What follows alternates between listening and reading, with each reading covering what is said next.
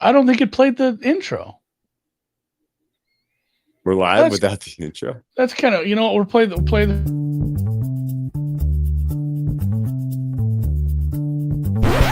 Welcome to Deep Dive Daily. Oops, it still got Micah. You know what? Somebody didn't DM me. They messaged me on Twitter and said, "Hey, I can fix your intro. DM me." And I'm like, "Oh, I'll do that." And then I just did not. So if you're that guy, message me again or DM me. I'll let you fix it because it'll be funny if he just like photoshops Micah's jersey green or something. Well, Andy, it's officially NFL Week 1. Welcome to the Deep Dive. You're looking live at Kapalua Bay up in Maui. It's been an incredible fun trip for me so far. Did the Waikiki rough water swim on Monday. Got third in my division. But I got beat by an old college friend, which so it was a little bittersweet. I got my prize bowl, but good friend of mine, Billy Reinhardt, who then invited us to hang out with the Olympic Club from San Francisco, and their party was great fun on Sunday night or Monday night, and then ran into us and some other old amazing friends from college, which was just a time trip. So it's been a wild, awesome Labor Day weekend, and I'm excited to talk NFL Week 1. I just been running good in general, man. We had a great time in Vegas. I got to network with a lot of great folks in New York. Did I tell you I met Sprats and Kanzi and Seth Byrne all at the analytics thing in New York that was hosted by Tej Seth. Thank you again to Tej for the invite to that. That was way cool. Had one of the better dinners of my life with Mamba out on Long Island. We were in Great Gatsby country. Had just an utterly ridiculously good Japanese meal out there. So I've been running good, man. Did they have that billboard? The guy with the glasses? Is that real? We went right by that at where that is, but I don't think it's there anymore. I didn't think it was real. Also, I think that optometrist has gone out of business, sadly. In the Great Depression. TJ Eckelberg. In the Great Depression, he went under. Many moons ago. Yeah, I'm also in somewhere cool. I just brought my office stuff with me. I'm in Spain, but I did bring my my hangings with me. Just I'm inside. It was too hot outside, so definitely not jealous of Drew at all. And yeah, let's rip, because this is not week 4 through 13 where we have the respite of some buys. We got a full damn slate. Although, as we talked about, off the air a little, so much of what we get into during the season is like, hey, now we know this about this team, and we saw this team do this, and we saw this team do that. We haven't seen any teams do shit. There's a lot of huge unknowns. There's a bunch of new quarterbacks, a bunch of stuff going on, and it's honestly like it's super hard to figure out some of these games, and there's a ton of skips. So we're gonna get into it. I love it, man. Well, let's start with our kickoff game tomorrow night. Join us live for halftime, where we break down why it makes sense to bet the Dallas Cowboys as 3.5-point dogs in the second half in a game where they're down by 21. This is starting to get to be an interesting two-way market, at least. This at one point was 6.5, long before Micah Parsons was traded to the Packers, long before we really knew what to expect from this Dallas roster. That's out to 7, 7.5, 8.5. I saw was the high point, and then the buyback finally showed up at 8.5 in favor of Dallas. So it is now sitting at a flat 8. Total is sitting at 47.5. Most of the action on the total, actually, surprisingly, has been under, even though Dallas's defense, to me at least on paper, looks quite bad, and Philadelphia's offense is how you say a truck. Not exactly sure what Dallas's path to victory here is, besides running good and scoring a touchdown on every time they touch the football. Yeah, not only that, but with some issues that we thought we'd see in the secondary, combined with the loss of Micah Parsons to Jerry's hubris, the fact that Landon Dickerson sounds like he's just going to be going. this is a weird one because on paper, I start to do my matchup stuff. And again, these are rough numbers because we haven't seen these teams play, but there aren't going to be a ton of games where you have a run offense, which run offense to me includes scheme, includes blocking, includes running backs versus a run defense. That's going to be this big of a difference. So it might just, I don't know what to think of this total because on paper it looks like, well, the Eagles can just do what they want, but at the same time, it might just be some long sustained drives in the second half. I know some people have talked about Dak's prop, possibly just the fact that he's going to have to probably throw 40 times in this game if they're unable to run, but it's a good secondary too. So I understand the buyback. I know you got in a little earlier. This is honestly, obviously a pretty lovely teaser leg if you're into that sort of thing. Plus, if it screws up, you can just redo your teaser this weekend. No big deal. So I will have this. I definitely will have this in some teasers. And I mean, kind of stuff to look for is just like, is there any noticeable uptick in this Cowboys defensive line as far as run stop? Because it's, the joke, like it can't get any worse. Well, it doesn't mean it's going to get better. And yeah, they traded for a piece that might help them, but everything else they got in that trade was in the future and not going to help them right now. Giorgio saying Will Shipley last touchdown 30-1. I love those. In those blowout games when you take the backup running backs, the third string running backs to score late. I love it. Yeah, you mentioned it. I did get it in earlier on Philadelphia. I would not play the 8. I think this is now kind of found its home. 8.5. I think I'm at 8.25 is my fare. Again, I think Dallas makes a decent second half look just because they're going to be throwing. But that's and really like the weaknesses for Philadelphia's defense, from what I can tell you, is their pass rush, their edge. So is the Philly defense going to be able to just stone the Cowboys in comeback mode? Probably not.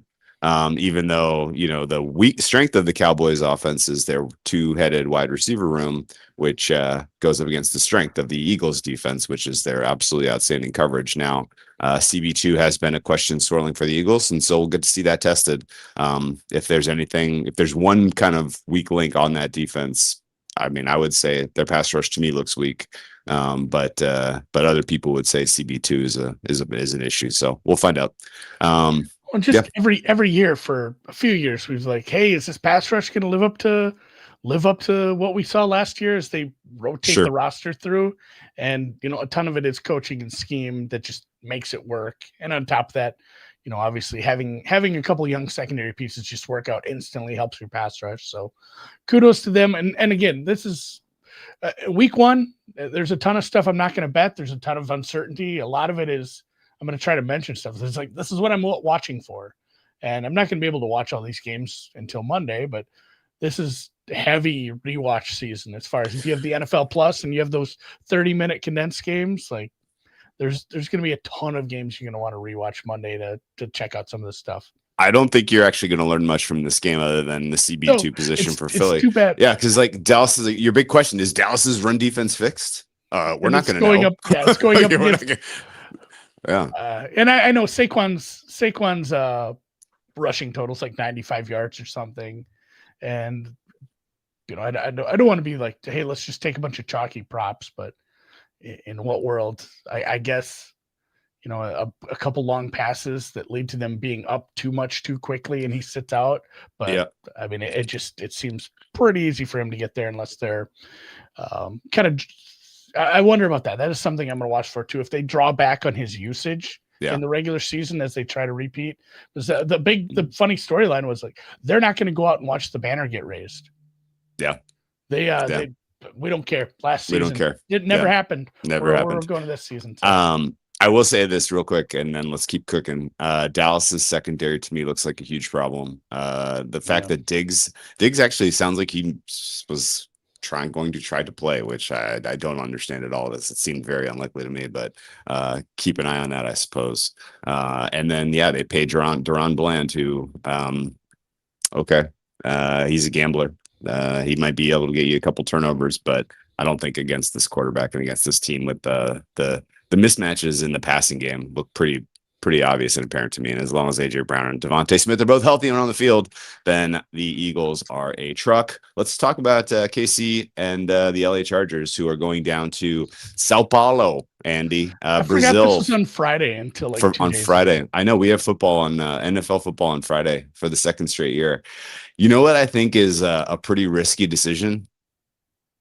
To send the most important player of your entire product to Brazil to play on a field that has a little bit of a suspect reputation as far as keeping players healthy. I think this was pretty fucking dumb that Pat Mahomes and company are being sent to play on this surface. I have to say, I do not have any bets in this game. I mean, there's no history of a quarterback getting hurt in this surface. I looked back. I did look for news on the field to see if I really didn't find anything. So if anybody has anything they found on that, like improvements to the field from last year.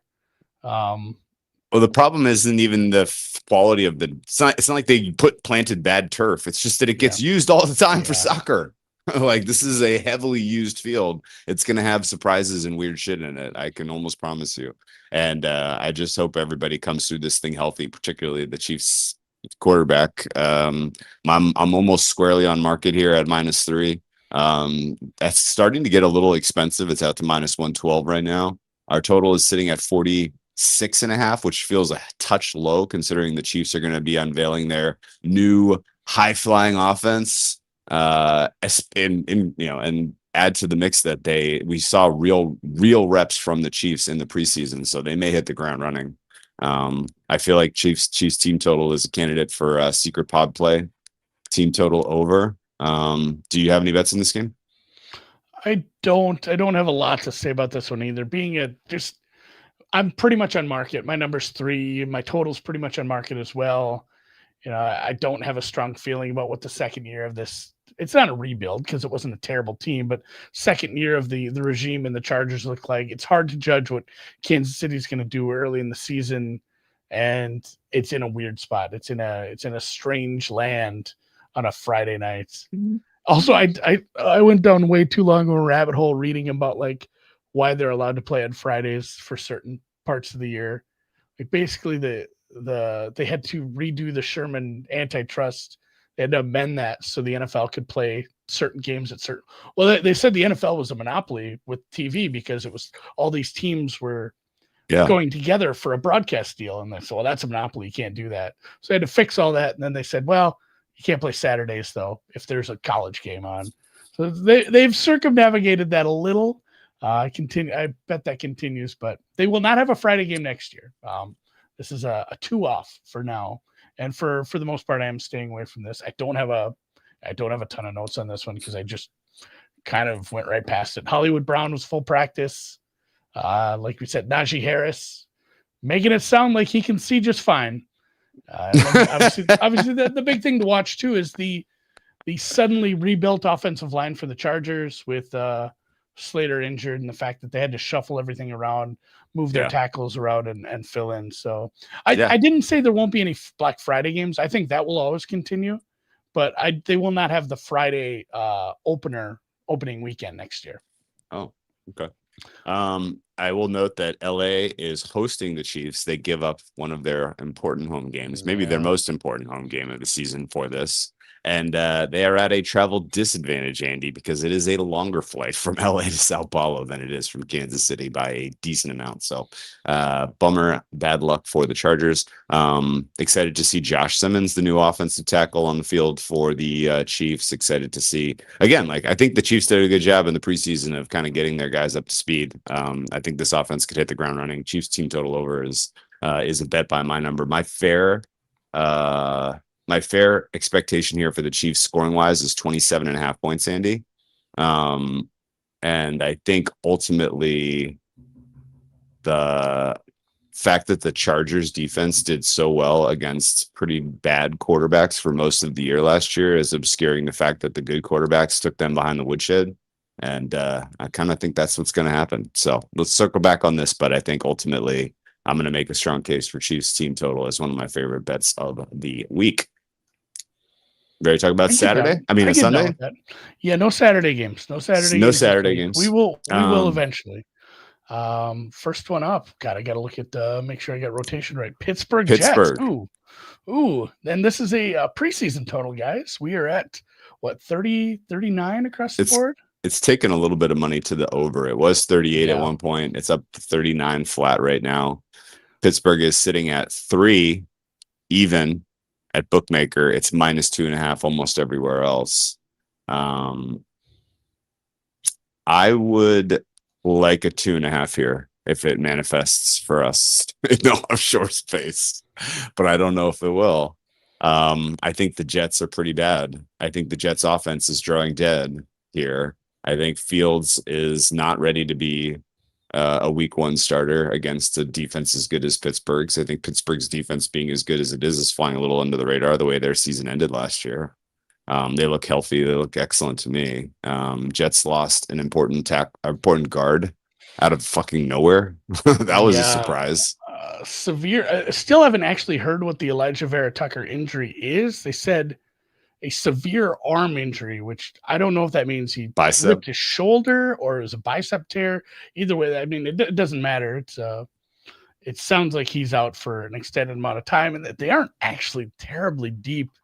It's funny too. I asked on Twitter. I asked Jets fans who they'd rather see or who they think is gonna step in, and I got 2 different answers. So good. We will find out if it is.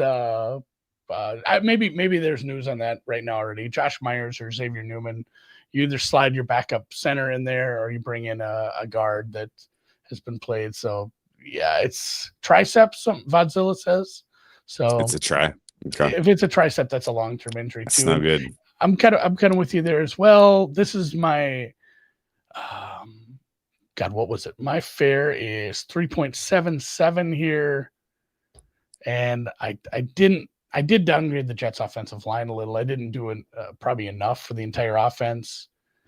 It is a little thin everywhere. We talked about the thinness at wide receiver, and as much as I like both these defenses, going up against the Steelers front 7 with now, it's not even like, hey, we missed a player, we had to fill in, but we had the whole preseason to work in this new guard with the ones. It's like, no, this happened just at the worst time. I guess Saturday would have been worse. We fell down a flight of stairs or something. Yeah, I guess so. I mean, it stinks that it's this close to the season, and you got to go up against. We assume Cam Hayward is fine in playing now. Yeah, I think that's. It was maybe just more posturing than anything. He probably doesn't need the practice. He'll be fine. And the fact that you got those 2 good edge players, it's a bad matchup for. No, Derek Carmen. No, Derek Carmen, the rookie is. That seems like the season. What? I thought they were saying possibly the season. I just have him out for now. I don't have an update on that. Oh no, it's not season. That's like MCL sprain. It's an MCL sprain. It was like 1 to 3. Really? I thought that's they didn't IR him, did they? Or they didn't pup him? I'll have to double check that. I just have him out. I have him out. I'm doing my updated injury article tomorrow. Okay. And I'll wait with bated breath. Yeah, MCL sprain. That other rookie, Yaya Black, he's going to play. Isaiah Loudermilk, I suppose, needs to fill in. So we'll check on the long-term ramifications, but he's definitely not playing this week. Okay. Pittsburgh is a wily survivor choice, in my opinion. They don't have a lot of future value, and it's a little bit contrarian. It's not going to be one of the top 5 used from what I can tell. So I'm probably going to make a case for one of our survivors to take Pittsburgh as the contrarian look this week, Andy. I think you got to go 1 chalk Denver, 1 contrarian Pittsburgh, and then we'll have to choose if we want to go a third path with Arizona or if there's something else that you're feeling comfortable with. Yeah. But a point from Mr. Riley here in the chat. I didn't love that Rodgers just didn't play. And I understand that he's been in the league for 15 plus years and he knows how to prep and he knows his body and he's old and maybe getting hit a few times in the preseason isn't the best recipe, but I would have liked to see him play a little bit more than that compared to 0. That said, I still have this is almost a 4-point game for my expectation for Rodgers is that he can make a downfield pass. My expectation for Fields is that he can't. No Eagles survivor consideration. It's just better spots for them. You can't touch them because they're playing Black Friday against the Bears, and you might need them. You do have to save the Eagles for one or two other spots that they're probably in a better spot. All right, man. Miami versus the Indianapolis Colts. This is a sad game. If you thought Pittsburgh was a little bit of a dumpster fire, double revenge game, we have a double first coach. Loser leaves town coach wise. Well, maybe you look at it as a positive for one of these coaches. The two hot seat coaches, one of them's getting a win, which I guess maybe isn't true. We have seen Indianapolis tie. I mean, it's a pick. Can you imagine? It's a pick right now. So you know what? I didn't realize either. And I don't have a ton to say about this game other than I really will watch this. I'll watch this whole game probably on Monday because there's so much to figure out with these teams. But Indy has like an 11-year winning streak to start the season. They are feckless week 1 for some reason. Yeah, they have that tie in there. So they haven't lost 11 straight, but they have a tie in there too. But they're like 0-9-1 the last 10 years to start the season. Peyton Manning was probably the last week 1 winning quarterback for the Colts. Yeah, maybe luck, maybe. Yeah. I will say this. I don't have an opinion on the side at all. Like, other than, again, we're going to jump to the conclusions about which coach should be fired, and hopefully it's Mike McDaniel. But this total is not right to me. You have two very, very, very good skill groups on the field against bad secondaries. This, Miami is like all-time bad secondary. That's all-time. That's what's keeping me from betting the Dolphins here. Absolutely. They're gonna get shredded by Daniel Jones. You remember how I told you I set up the auto flags to pop? It's like, we got a great top 5 pass rush against the bottom 5 O line. We got a top 5 skill group against the bottom 5 secondary, right? Like, those, I have those flags set to auto pop just so that I have that too. Yeah, just remind me. Hey, don't fucking forget my 6 matchups where it's like, don't forget. What if there's a massive mismatch and it just pops in color? Both of these skill groups versus the coverage units are top 5 versus bottom 5. Yeah. And the total sits at what? And the total sits at 46.5. What the fuck? What am I missing here, guys? It's funny. I didn't want to bet this game, but that would be the only thing I could agree with. It's just I have some flashing green numbers on the matchups. This goes into the round robin overs for the week 1. Again, kind of in the same concept of week 1 teasers are a little bit sketchy just because we don't really know how the teams ought to be rated, right? Like, the variance on a team rating week 1 is the highest it's going to be all season. You should know this if you've been betting NFL more than a couple of years. You're going to move your number from week 1 to when it stabilizes week 5 a lot, and you should. I will say that the other kind of major point is there could be a macro bust on what a fair total is in the NFL going into week 1 based on the changes to the kicking rules and just based on the fact that the defenses across the league sort of suck right now. There is a humongous shortage in secondary talent across the NFL.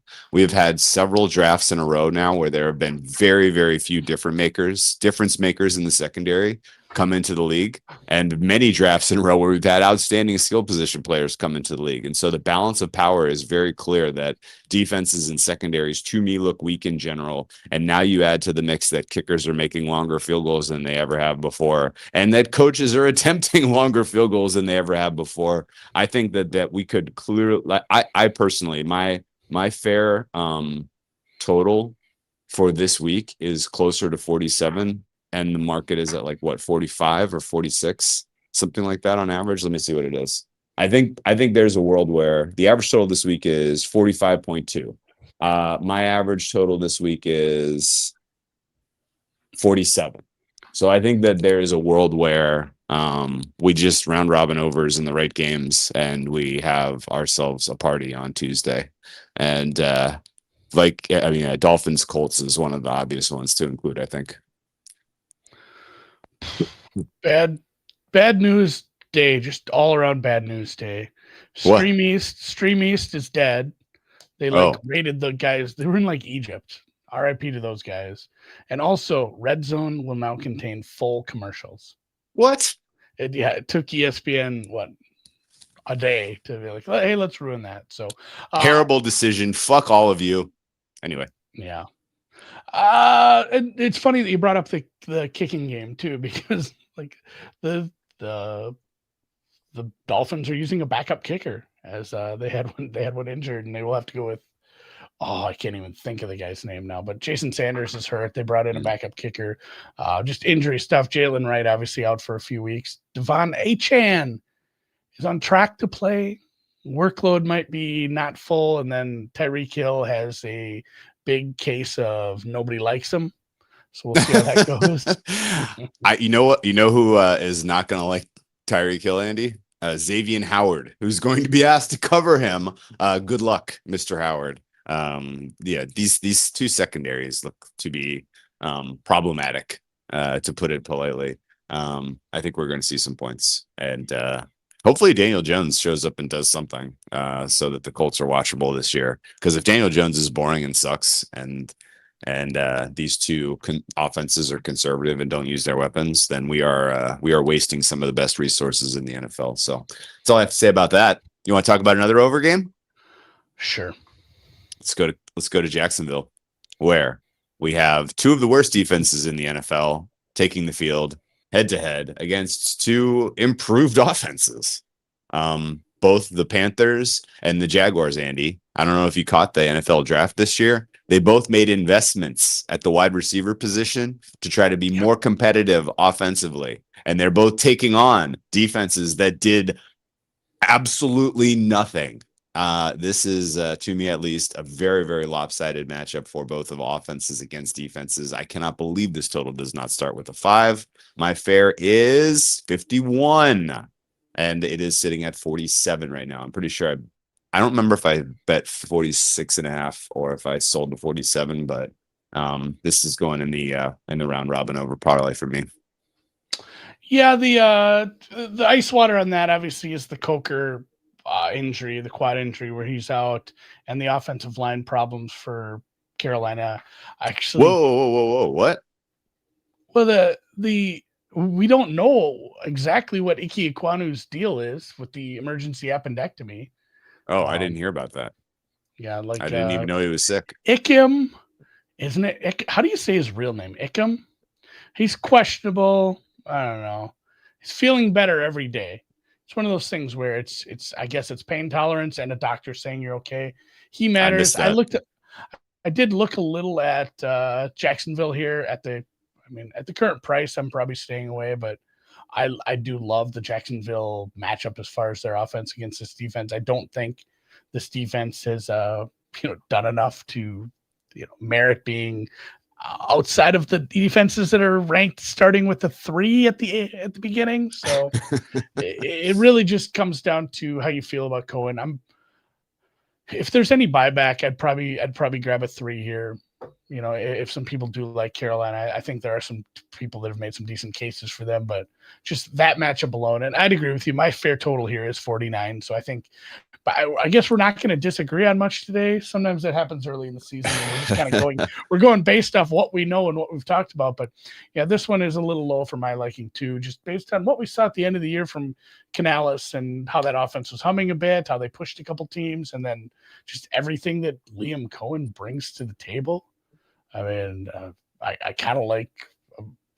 I'd be a little worried if Liam Cohen went somewhere and had a quarterback, let's say like Indy, like if it was the Daniel Jones string, and it's not somebody I trust, not someone who's played, maybe high level college football, and I think a big takeaway from Trevor's maybe underwhelming career so far is just that he's had so many different coaches, but obviously what was take any stat from Baker's career, and last year was like his career high, Yeah, like sure. we were able to do, and obviously built on the back of another man. We just talked about it well, but I really think I'm buying what Cohen's laying down, and I like Jacksonville. I don't know if I can lay 3.5, so it's kind of leaning into the over. I will say this because their defense still might be dog shit. Yeah, right. I did not see the Jacksonville steam coming. My fair number on this says that was a good bet.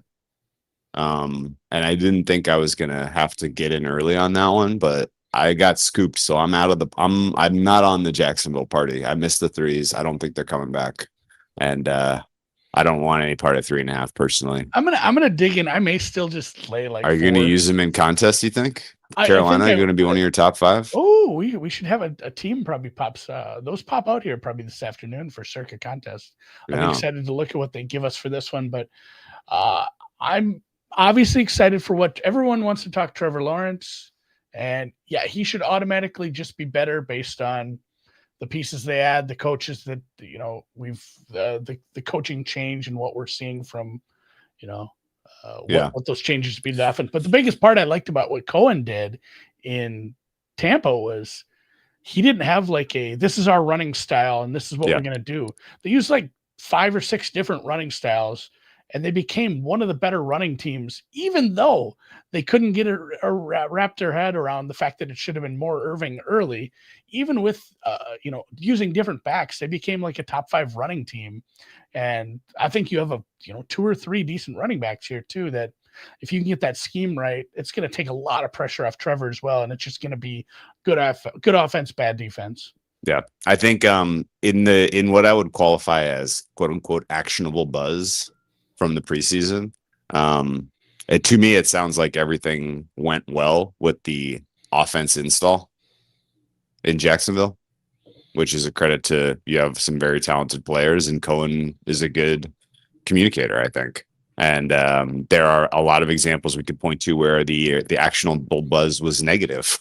But Jacksonville to me felt true, positive, good buzz for the Jags. So expecting some points there, hoping that one is not even really a sweat. And I played the over 46.5, and I would play over 47 right now. You're getting a decent price on it. Not worried about the I guess one real quick commentary. The wide receiver room for the Panthers is still a little bit of a work in progress, obviously. I don't really know that I got good vibes with the way they handled the Hunter Renfrow thing and how he's starting. And I don't know that I don't know. Is Adam Thielen just going to step in and be a meaningful contributor week 1? Tough to say. He's a Viking. All that. Oh, I know. I'm sorry. My bad. He won't be contributing. No, I was telling I went home for some fantasy drafts, and there's this other. I went and visited some guys who were hanging out after a draft. He went in the 3rd round in a decent sized dynasty league. That's how much he's beloved up dynasty? Here. So I mean, it's funny too. Yeah, that's the other part. It's like, what would he get like 2 years out of this guy? But are you getting to? It's dynasty redraft. Either way. It's funny the fact that they had to let him go. They trade Thielen, and then Coker gets hurt, and he's probably missing like 6 weeks at least at this point. Yeah. So all right. it is a little thin there. We'll see how it goes, especially with the fact that we might have superstar unicorn playing secondary. Okay, that's confirmed. He's starting wide receiver, backup cornerback for Travis Hunter. So we'll see. It feels like he still gets some snaps back there in the secondary. I think he's going to have some nice offensive plays for this team in week 1. Moving on to 461, we have another divisional matchup for some reason. The NFL did the stupidest thing after sending Pat Mahomes to Sao Paulo. The second stupidest thing that they did for week 1 is stack all of these divisional matchups for no reason. The New York Giants will take on the Washington Commanders in Washington. The Commanders are right now 6-point favorites. Our total sits at 46. I don't have a strong opinion on this game either way. My fair total for this one is 45.5. My fair side on this one is 6.5. So slightly Commanders, tiny lean under. Not going to play this game. And do you get a little bit of a vibe that this is going to be maybe one of the, like a buzzy underdog week 1 pick on the Giants for a lot of people? I guess. And I like what I've heard. Obviously, you need to watch Andrew Thomas's practice availability. It's important. But it's still a very good defense against an offense that just kind of thrived on surprising people last year. I don't know. Obviously, at the end of the year, people knew they were good, but there were still ways to attack them. It's still a team you can score on. So if you want to pin your hopes on keeping it close and being able to score, you got to have a really good feeling about this Giants offense. I'm not sure I'm there. They have a superstar wide receiver, but after that, I'm not so sure how I feel about the depth anywhere, especially if Thomas is out with a quarterback, stepping into another new system. I will say I like some of the stuff Dable says. So their last 2 openers, they were outscored 68-6. Ay. Well, there was the Van Ginkel game last year. I remember that one. What was the other one? I don't remember what that 20. Oh, it was Cowboys 40-0. That could have been it. But so Dable did it differently in the preseason. He said we're not having that again. He kind of blames the prep for that. Said that's on us. That's on us as a team not being prepped. So they ramped up intensity, reps, how they played their starters in preseason games to try to be more prepared. That's the only positive thing I can say about the Giants. My number's closer to 8. I don't think I'll be laying it, but it's another one too where I can't really get down with this team as like a sneaky underdog in week 1. I know Brad will be mad, but it's another it's another one too. What does Brad care? He's a Giants guy? No. Brad gets mad when you play teaser legs. I don't care where this number is. Like, it's gonna end tease up the commies. It's gonna end up in some gross round robin teasers for me. Okay, all right. Because I as much as I disagree with maybe how low I have the Giants number, and I will bring that up if some people pop up healthy. It's not a play. It's not a straight play for me. We're going to learn something interesting about this game, which is number 1, how does Jaden Daniels handle violent pass rush? And number 2, how does the Commanders offensive line look? Like, is this the top 10 unit? Yeah. I don't know that I feel strongly one way or the other, but I like the bringing in Laramie Tunsil as far as trying to get that unit to take a step forward. And I think with their ability to run the quick game and that being the Giants' Achilles heel last year, I don't think the Commanders are not. I don't think there's a world here where we're like, wow, Commanders offense really let us down today. Like, I think they're going to score, and the cover kind of comes down to whether the Commanders defense gives up the back door or not. So for those reasons, it's skip for me, Andy. Let's move to Cleveland. Another stupid divisional game. Why, guys? I don't Battle understand of this. Ohio. We're Flacco. in Cleveland. No weather, right? No lake effect wind. We've got a Super Bowl winning quarterback and Joe Burrow going at it this one. Not a ton of injuries. Pochich returned to practice with a brace for the offensive line there. Mike Hall Jr., the defensive tackle, he may be unavailable for the Browns. There's not a lot of injuries in this game, which is good, I guess, to start the season. And the Browns are, going to try to thread the needle with.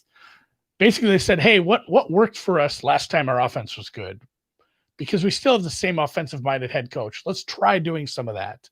It doesn't matter who the quarterback is." So I hopefully we see a bit of an uptick from this offense because it'll be just a terrible team to watch if we don't. But at the same time, it's I think obviously the storyline is strength on strength, weakness on weakness with a very good Browns defense versus an elite offensive skill group, at least in the Bengals, and then obviously weakness on weakness on the other side when the other 2 units are on the ball. Don't really know kind of what to do with this game because that's a high variability game in my mind, and I don't actually want to probably bet this one. This was the easiest one to toss betting. Well, and not only that, but I'm on 5. Like my number's 4.97 before I do anything else. Okay. Love Flacco. Don't know if you can take him as a dog here. I don't. Yeah, my numbers say bet the Browns, but not enough that I want to get 5. I think it should be on the high side of 3, so there's not a ton of value in taking the 5 right now.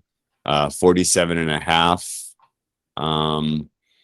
That's a little on the high side considering. Oh no, I'm at 40. Oh yeah, that is on the high side. I'm at 45 on 0.5 on this one. So I would say that if you made me take a bet in this game, I'm looking under. And I guess we're going to learn a little bit about Cincinnati's offensive line against Myles Garrett. Myles Garrett looks good. That Cincinnati offensive line looks like a work in progress. Burrow's going to have to get the ball out of his hands pretty quickly and aggressively, I think. Just in general, Cincinnati, it's worth noting, has done what you said the Giants did, which is take the preseason a lot more seriously in order to get off to a less slow start. But I don't know. This isn't a great matchup on the road against a divisional opponent with a good defense to get it off to a great start. So I could see this one. No. I could see, honestly, like you said, range of outcomes. I don't know that there's a game with a wider range of outcomes in this one all weekend. Yeah, my numbers say the total's a titch too high too. But I also have like the widest range of it's fat fucking tails. And yes, that's if we see a sharper looking offense because they plan that from both teams, and that under's going to look pretty foolish. Browns win on a shootout 33-31. So honestly, right. If I was going to take any Bengals win a defensive battle 16-9. I could see if there were a money line, just money line dogs that you want to start round robin, the Browns are one of them. Yeah. Because and it sounds terrible and it's gross, but all it takes is a couple lucky breaks on with a good defense where, hey, the Bengals didn't put up 30 because you just overperformed on third down and they weren't getting the big plays. And you have a pretty goddamn good defense. And suddenly you're in this game and Flacco's no slouch, even at this age, working with a good head coach with a good offensive mind. And suddenly you're in a close game at the end of it and you can win this game. But I'm not running to the window with that one. So on to the next. 465. We have a dog that is getting some support from the right people, and it's the Las Vegas Raiders. This is another one I like. Another dog. I like this dog too, but I like the total more. There was a time, believe it or not, Andy, in this lifetime where you could bet 42.5 on this game to the over. That time is past. It is now 44. 43 and 44 are still key totals in the NFL, people. If you didn't know that, go look at the numbers of the last handful of years. That is still your most frequent two final scores, 43 and 44. The fact that you could scoop those to the over felt very, very good. I have those in my hand. I'm very, very happy about those bets. And I'm actually going to put 44 in my round robin overs as well, because I don't think the New England defense is fixed at all. I think they've spent almost all of their preseason focused on the offense. And that's fine. That's good. That's how you build for the future if you're Vrabel. Yeah. I think this defense is going to get a little bit beat up. I think the Las Vegas's defense, it just looks bad. Like, put both of these teams in the kind of bucket of problematic defenses, which right now for me I count 15 NFL teams out of 32 that are in that bucket. And when you have two of those teams playing each other, which now this is the third game we've talked about where we have two of those teams playing each other, I think that is an auto fire into the round robin team total over. Yeah, kind of same reasons, but I'm more bullish on just Raiders against the spread. Do you think they win at this point? You'd rather take money line than 2.5? I'm probably going to split it up, so I'm going to take both at this price. You can still get 2.5 for actually. I mean, you can get 3 for expense. You can get an expensive 3 if you want it. I know, and I don't think I do. Okay. I don't like buying the points, obviously. So it's probably going to be taking some spread because I do think there's still value if you can get like a 2.5 at a cheap number. It's not like a completely dead number. 2 is a little more modal than it used to be, I guess. So 2 and 5 key numbers, guys. Remember that. I'm kidding. Don't get too excited. Just getting bit a few times on some close games, right? Always go to the window with the money line on that. So I'll probably split it up. But okay. Even like what you said with the improvements to the offense, some of that stuff doesn't feel super like, hey, this is just going to fix the offensive line instantly, or hey, we brought in a rookie running back and he's going to instantly make a difference with Ramondre. Like the offense should be better, and I respect Drake May, but Diggs is coming off an injury again. I don't love the rest of the skill position groups there, and like you said, they made some meaningful changes, but it's just not enough. It's kind of like Carolina, like, hey, we brought in some pieces. Yeah, but you started at such a low number. Like, it's still a bad defense at this point. And yeah, I will have some Raiders money line and Raiders against the spread here. Okay. Maybe Raiders team total over too. Should I trifecta that stuff? Well, so there's one thing I want to kind of point out, and I've talked to a lot of Patriots fans this cycle. Weirdly, I don't know how I've connected with so many Patriots fans, but they're all kind of like, "Thank you." Like somebody is like talking sense and not just blowing smoke up this team's ass this year, because we were pretty down on them relative to market, and I think that's a reasonable starting point. While I acknowledge there's certainly scope to go up. I mean, there's definitely a world where like, wait, holy shit. Drake May is now behind an offensive line that's above the Mendoza line and is playing for an offensive coordinator who's above the Mendoza line.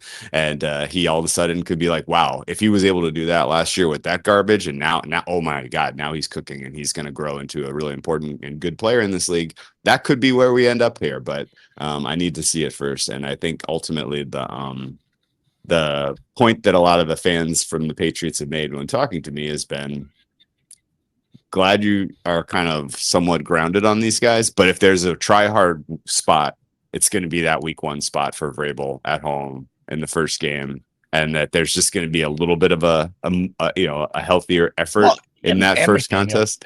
And McDaniel's like they might have a little something special. Pete Carroll, by the way, back in New England, you remember he used to coach here 5 million years ago.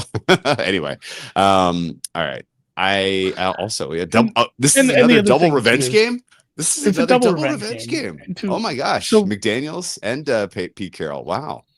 Yeah, and just another, like I mentioned, the Diggs thing where he's still coming off the injury. Same thing with like Christian Gonzalez is still got that lingering hamstring. It sounds like he's not going to play to me. I'm leaning like 70-30 no. Obviously, it's still Wednesday. You can get good news on a Wednesday and suddenly a guy's in. But for now, I'm penciling him out for the most part, and that's helping us. So my number is this is my biggest disagreement. And a lot of that is because my New England number is so much lower than the market. Yes. Okay. That's fair. I have yet to have a side. We are halfway through this pod. I have yet to have a side that I'm really excited about so far, which is, I think, kind of stating that my sides are pretty close to market to start this year, which is week 1. It is what it is.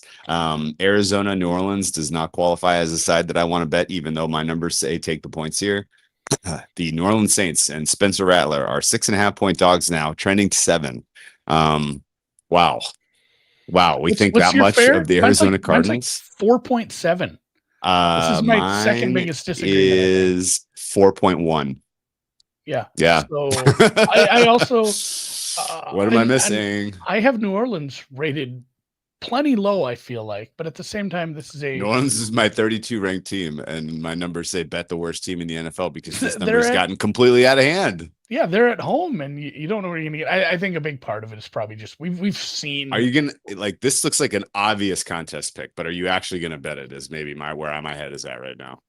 If it gets to 7, I have to. If it gets to 6.5, I'm a little on the fence. I don't know that we'll see that much Arizona support to get to 7 right now. I'm not seeing any of the 6.5. It's been one way. Like none of the 6.5s are off the 110 right now. They're nothing shaded that way, and honestly, Pinnacle is shaded towards going back to 6. It looks like so. Okay, we'll see, but at the same time, like if it gets a bunch of game day steam, it's one I'm monitoring because I would love to bet a terrible quarterback getting 7 points at home.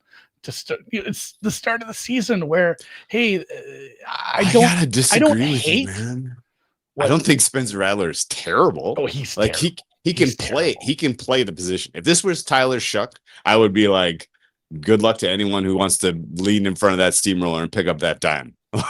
Guy, like that would be an absolute do not touch, do not go near. Spencer Rattler started a decent amount of NFL games, and he legitimately to me looks like he won this job. He wasn't given this job because he was the least bad choice, like last year's I think Raiders that is situation. I think it is? Okay. He's better than it's funny. Like, all right, well, you're cooling me off. Chuck. You're cooling me off. Well, no, I mean, he's very not good. Like, we won't say bad, but he's still Spencer Rattler. That said, that the Cardinals, obviously their bugaboo in the offseason was injuries to the defensive line with Ojulari, Walter Nolan. Bilal Nichols. They're missing pieces. Sean Murphy Bunting's out for the year. So their defense, which we thought might be, improved, has a bunch of pieces that are hurt, missing already. And it's not the worst offensive line for the Saints. So I wonder where I have them rated. Where's my Saints offensive line rating? Because I think they're 3.75. Yeah, they're kind of in the middle. They have a chance to be average. They need Penning to show up and be a player that they can start. He's got his walking boot off. Well, that's good news for him, I guess. Everybody's playing. Olave is still very, very good. Kamara is still on the team. So yeah, Shaheed is good. Yeah, it's a number I'm monitoring for sure. I'm gonna play it. I just am waiting to see if I can get a 7. That's kind of where my head is at.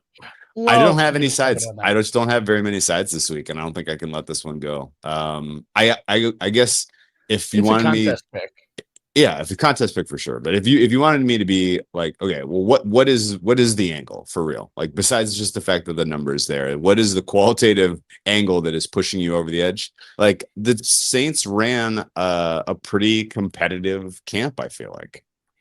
They really tried to they're trying to figure out who their best players are, and everybody was asked to do a lot of competitive things. And yeah, there was no like your grandfather in the position. It's a new regime. Yeah. There's a lot of development that happened, and I don't ultimately know that I'm going to ever go to war again for Kellen Moore. This might be a one and done type of sentiment. If he really disappoints over the first quarter of the season, we will be very anti Kellen Moore because he's burnt us in the past. But obviously, we loved some of the things he did. But it wasn't just Saquon being God. I mean, that was a good run scheme. Yeah, and I like the energy and enthusiasm they put into their camp. And on the other hand, I didn't 100% hear that Arizona had a training camp. It happened. It happened. We're sure. If a tree falls in the forest kind of situation there. Point. Yeah. It's great. Yeah. One of the teams you just didn't get a lot of hype for. Nothing. Yeah. All right. NFC South, another divisional matchup. Tampa Bay, Atlanta. This is my least. Is this the least? Yeah, I really wish they had let this one fall later in the calendar. This is a great matchup, and it shouldn't be. It's a good question from Andy Veit that we should touch on quick. What's the differentiates a contest pick from a regular pick? I think probably the contrarianism, like the fact that definitely. It likely, even no matter what the number comes in the contest, it likely is not going to be terribly popular. If you can find winning picks in the contest that are among the 5 least picked, then you can make up ground on the field if you're right. And I think ultimately, if you're going to win a contest for the first 3 quarters of the season, you got to play offense, which means you have to consider what are the popular picks in the pool and which ones you're going to go against. And Arizona feels like that to me for now. If you ultimately are in the lead or at the top, then you play defense later in the season. I also the other major key differentiator is like, so there are weeks where I'm not going to have 5 side bets at full stake. Yeah. And you have to have 5 picks in the contest. And at that point, you're just looking at what's popular and has an outcome that I could get, or what's unpopular and has an outcome I could get behind. Yeah. All right. Tampa, Atlanta. Yeah. So I don't know if I went backwards or if I overcompensated for last year, but I'm low on Atlanta, I believe, compared to market here. So I show some value on Tampa.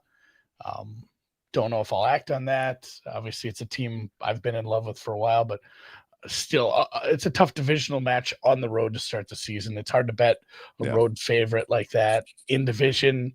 That said, I make it like 4, man. I'm at 3, and I would bet Tampa if I had to bet it. I don't understand the market not reacting more significantly to Caleb McGarry's injury. Yeah. Like, why is Atlanta taking money if they don't have a blindside tackle? And at the same time, too, like Wirfs is doubtful. It sounds like it's going to be Charlie Heck. But yeah, they've known that for months. That's the thing. It's pretty much been built in. Same thing with Godwin. Like no one was like expecting Godwin to miracle him way back in. McMillan sounds like he's out, but yeah, with not only Caleb McGarry out, but Storm Norton still sidelined. You're gonna have Elijah Wilkerson stepping in. He hasn't played tackle for a while. He's been a fill-in guard. 2 years ago, I think he had one snap last year. 2 years ago, he played half a season at guard. I think you have to go back to like 2021 for him to have tackle snaps. It's not ideal, and it's a good front. It's a good front. I think your bet here is how much do you devalue the Bucs based on their wide receiver core right now, and how much do you value them having a fairly healthy defense with a pretty good defensive head coach? Two head coaches I don't love, but I at least want to give, I want to give him some credit for running a good defense down there in Tampa. If this game it's another new offensive coordinator. Yeah, that's it. You said it. I said if this game was in Tampa, this would be a pretty obvious underlook for me at this price, just because of the new offensive coordinator for Tampa combined with the tackle situation for both teams. The fact that this is in the dome on that fast track and you have so many good skill position players, it is a pass for me as far as side or total. You know what I'm going to be rooting for, Andy?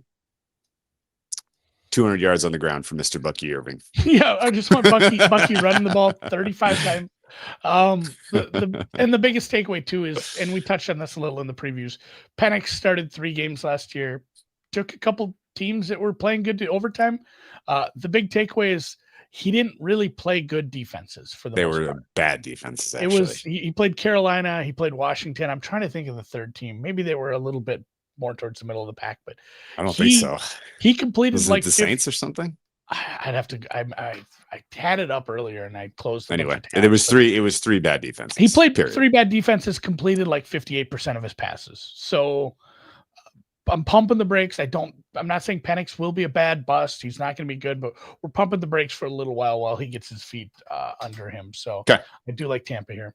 Tennessee, Denver. Boy, oh boy. If you're going to lay a price, I think you lay this one. Denver is out to 9. They are hosting the rookie quarterback Cam Ward in likely probably your worst offense heading into week 1. It's maybe them or the Saints, depending on how you feel about Rattler, I guess. We're betting. I mean, look, man, like Cam, I very much hope Cam Ward is a player in this league, and I very much hope to have a good price to bet Cam Ward week 2, but I'm not doing it at altitude in his first NFL start. Sorry. Thanks, but no thanks. I had to give him an additional home field advantage bump, I guess I want to call it, for just a rookie starting.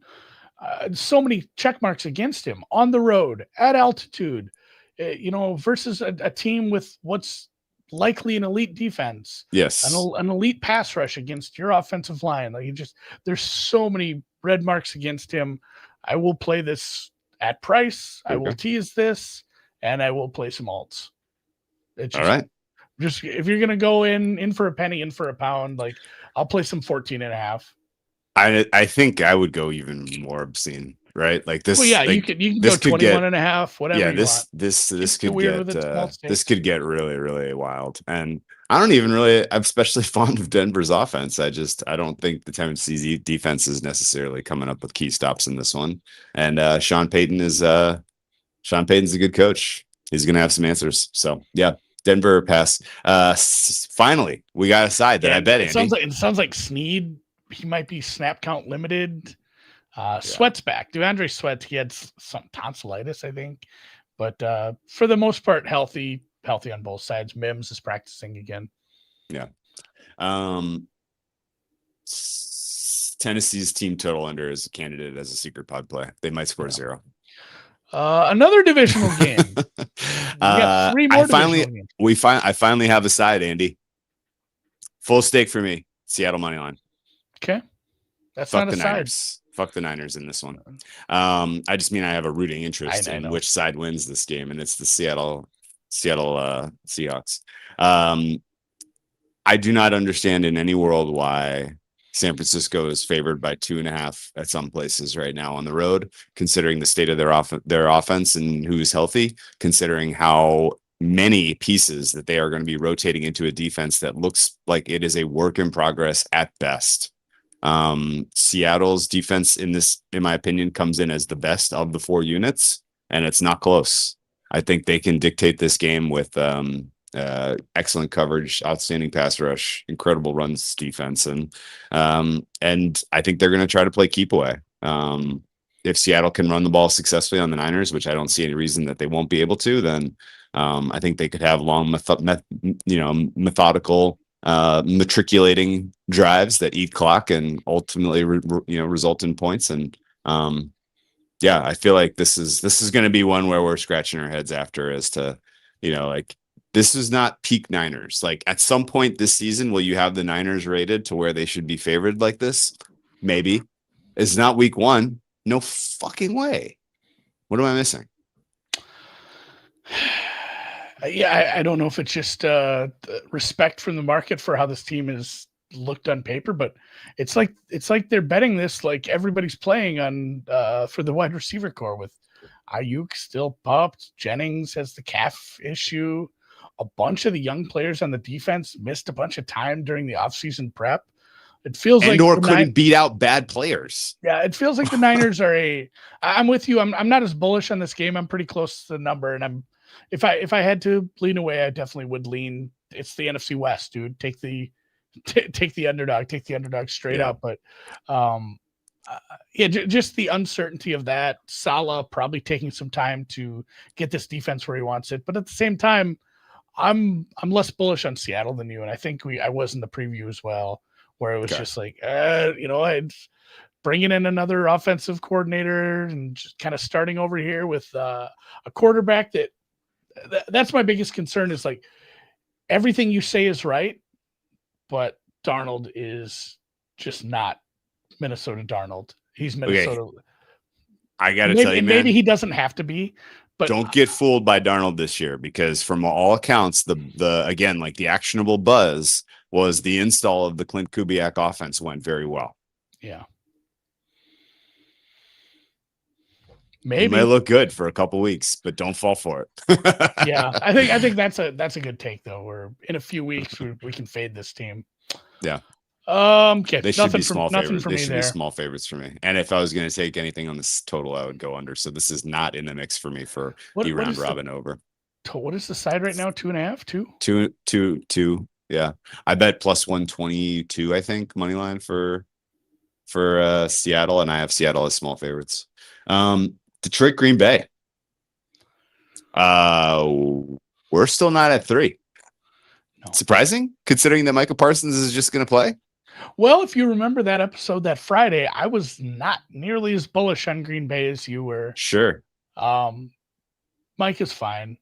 Like the injury stuff, I think that just had to come out. He's going to get his shots. He's going to play. He's going to be super disruptive. This is a rebuilt offensive line to some degree. So that's a very fun matchup to watch. I'm low. Again, I'm lower than market on Green Bay. So I'm not even at the 2.5. I'm still Detroit bullish. I make Detroit and Green Bay. It's down to I think the third decimal point to separate them. They have the same number for me. I'm still there. I didn't want to give massive downgrades for the loss of the coordinators with just on air. So I did downgrade them a little for the offensive line stuff. I downgraded a little for, or I actually upgraded the defense based where we were at the end of the year because they're healthy. So I'm still fine with Detroit being an elite team among the NFC players. And yeah, I'm at like 1.5 here. I'm basically in like, I'm on like home field. I'm at 3.1 here. I know you were much keener on Green Bay, but I just think about granted, we have a better offensive coordinator at this point, or defensive coordinator at this point, but I've seen too many teams where it's just, hey, you bring in one really good defensive player and it's marginal gains for a defense where I gotta tell you, man, it's not enough to change your fortune. There will be times to repeat what you just said about Detroit at some point this season, But week one, with all of the turmoil in the coaching staff, this is when I think you want to pounce on Detroit not being the sum of the parts. Yeah. I think Packers 2.5 is a bet. My fair is 3.1. It's not a huge edge, obviously, but 3 is so key. And these two teams played each other extremely closely the last time that they were playing, and he had healthy Jordan Love in the game. It came down to Dan Campbell playing keep away at the end of the game so that he wouldn't give the Packers one more chance to score. And I know that Detroit's defense is healthier now, and they'll be presumably more in this game. But I don't know, man. Green Bay to me looks very good.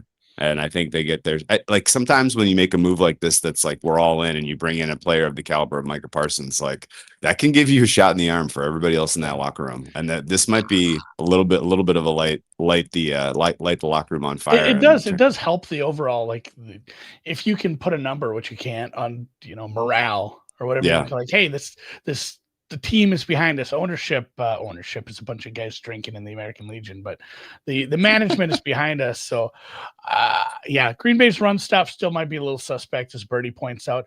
And truthfully, if Green Bay surprises to the better for me, I have it absolutely penciled in as Jordan Love plays a lot better because he's not hurt, rather than Micah Parsons wins. Micah Parsons will make a difference. He's not going to win 3 more games for you. It's still a defensive player, and it cannot make the biggest. He might specifically win games for you by putting away leads with his pass rush. You didn't have that before.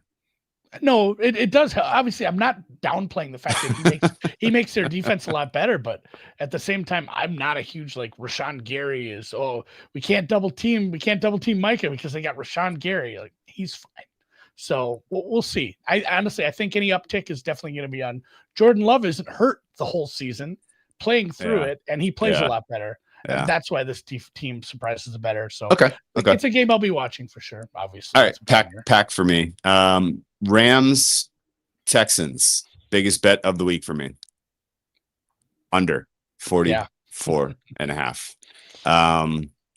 I don't even need. I didn't know it was possible to get a full stake on a total as early as I did, but you build a network, you meet good people, and then all of a sudden somebody important that is like, hey, I got an account. We can get your stake down in middle of August on a week 1 total in the NFL. And I was like, oh, wonderful. Let's take the Rams under. A wunderbar. I don't think either of these teams is scoring, Andy.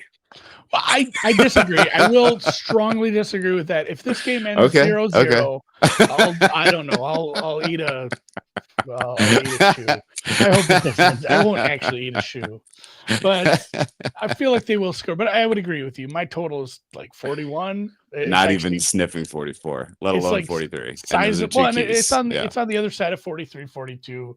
I'll probably play this with you. I figured you'd agree with this, just the way we talked about.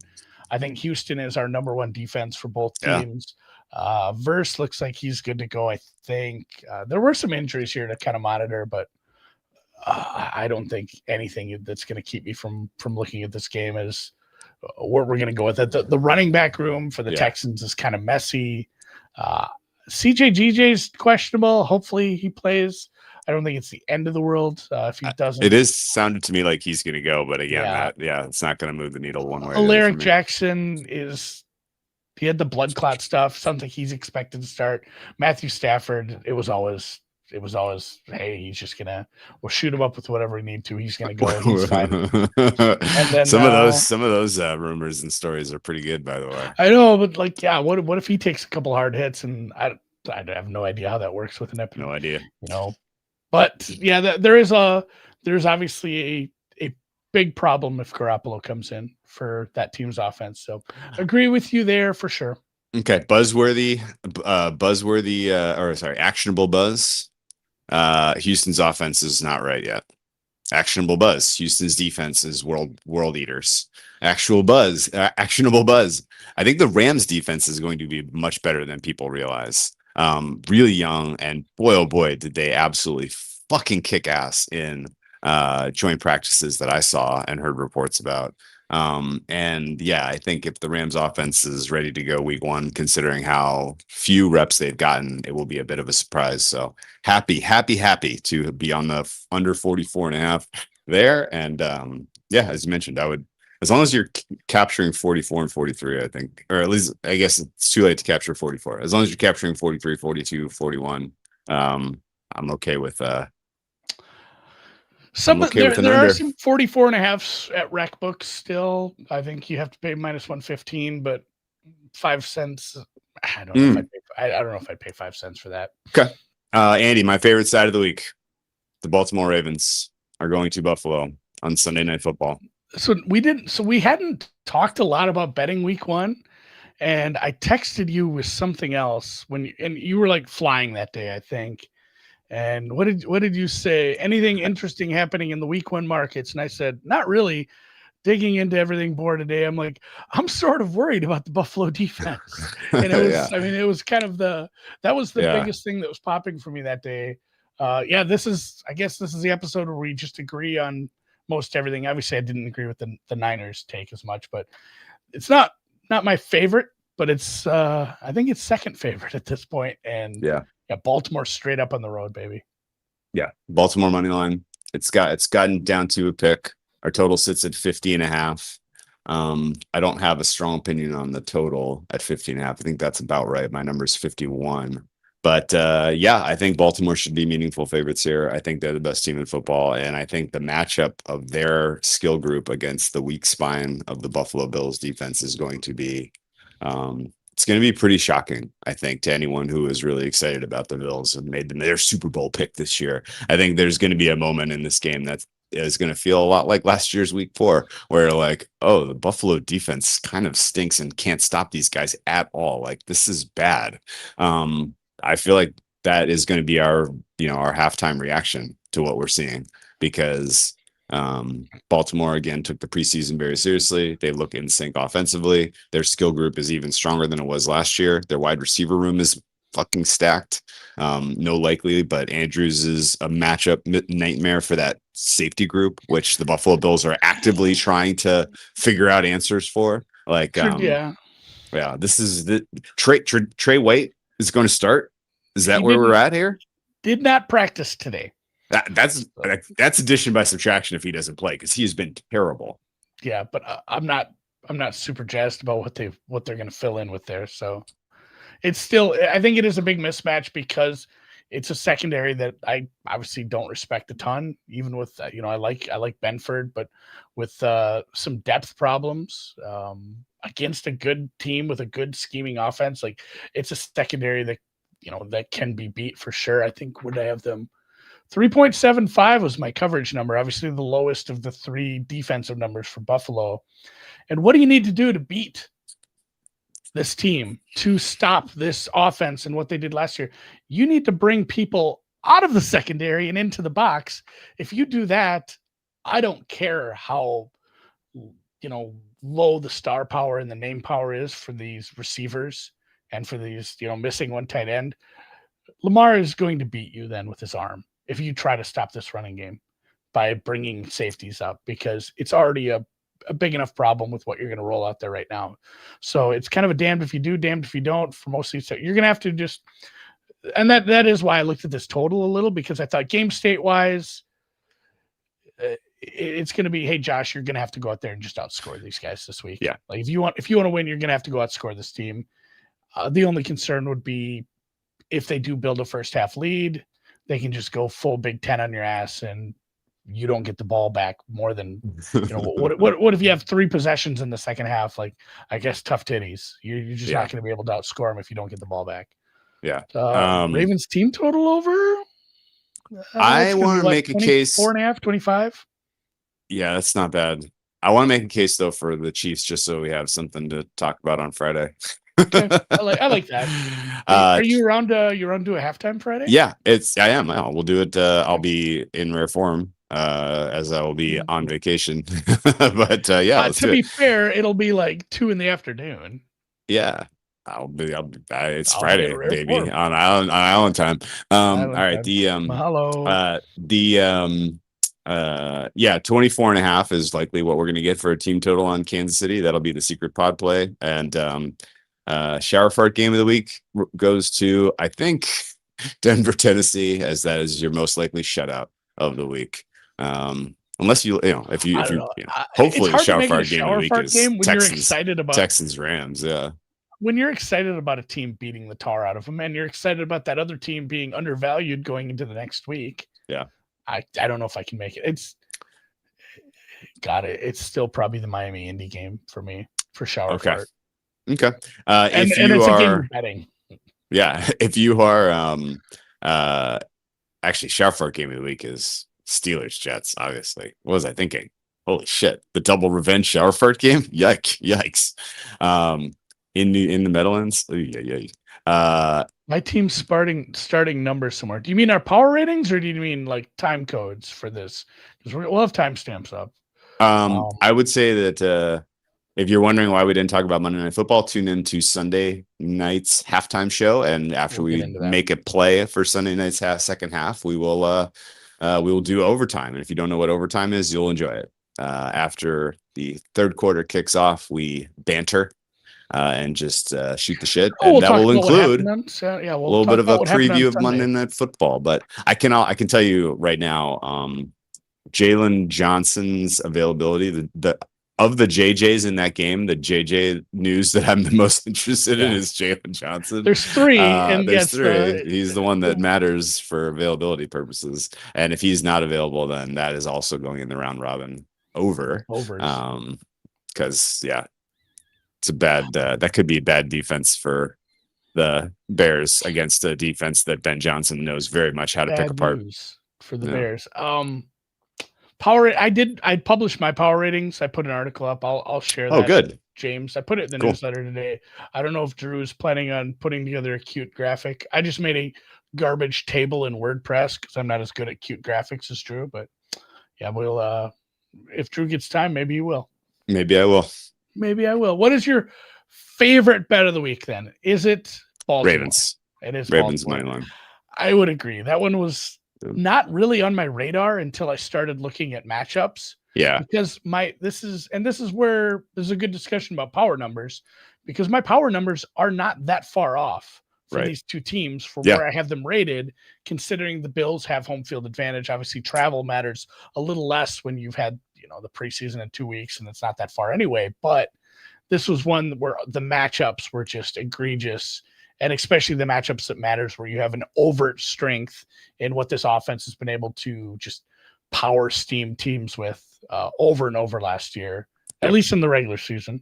And and some worries for me about the Bills in that secondary. Yep. All right, man. Well, let's play the music. I'm gonna go get on with my day. The surf is down a little compared to yesterday, but that's not going to stop me. I'll be out on the water all day today. If you're in the West Maui area code, drop in, say hi. We'll have a cold beverage or 2 or 3. Cool. You can put a lot of soda in that. Peace out, guys. Yeah, secret team total was the Chefs. Chef's over. Don't have a number yet. Assuming 24.5. 24.5, yeah. Good to 27.